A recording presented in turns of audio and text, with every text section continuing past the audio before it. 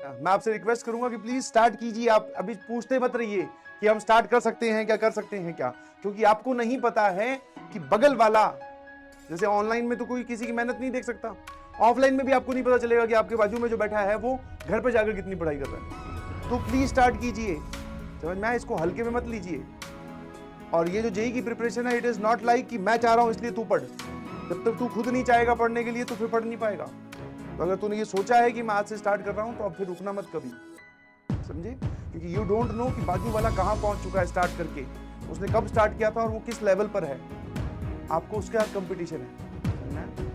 क्यों बोला जाता है कि आप अपना 100% दीजिए, क्योंकि सर बाकी लोगों का हमें पता ही नहीं कि वो कितनी मेहनत कर रहे हैं, कौन सी किताब सॉल्व कर रहे हैं, कितने घंटे पढ़ रहे हैं, कब उठ रहे हैं, कितने सवाल सॉल्व कर रहे हैं, सर कोई आइडिया नहीं है हमें। तो इसीलिए बोला जाता है कि तुम्हारे पास जितना है सब लगा दीजिए, समझे, ताकि जब रिजल्ट आए तो हम ये बोल सकें कि भाई साहब मैं इससे ज्यादा नहीं कर सकता था, मैंने पूरा पूरा अपना जी जान लगा दिया, ये मेरा मैक्सिमम था और अब मैं इससे ज्यादा नहीं कर सकता था, जो भी रिजल्ट आएगा उसको हम एक्सेप्ट कर लेंगे। मैं इसीलिए बोल रहा था 100% दीजिए, समझे।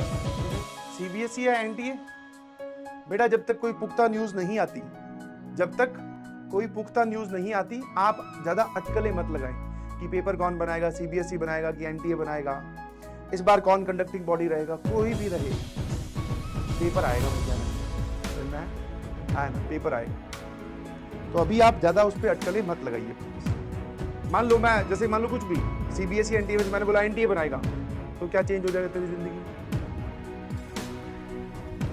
तो सीबीएसई बनाएगा तो हमारे लिए तो फायदा ही है, क्या पता मैथ्स का पेपर थोड़ा लेवल कम कर दे, फिजिक्स केमिस्ट्री का थोड़ा लेवल क्या पता उठाए, क्योंकि एनटीए वाले तो कुछ और ही कर रहे हैं, मैथ्स को आसमान पे लेके जा रहे हैं और फिजिक्स केमिस्ट्री में गड्ढा खोद के अंदर दफनाई जा रहे हैं। तो मैथ्स के पॉइंट ऑफ व्यू से कुछ चेंज नहीं होगा। क्या मेरी बात समझ गए आपको।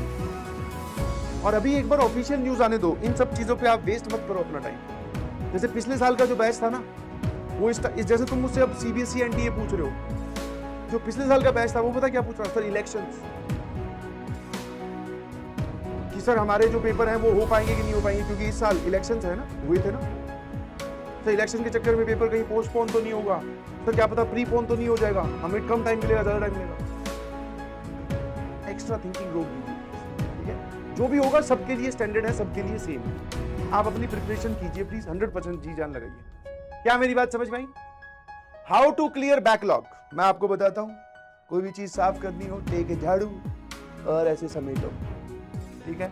टेक है वो झाड़ू, कचरा उठाने वाला, क्लियर बैकलॉग, है ना।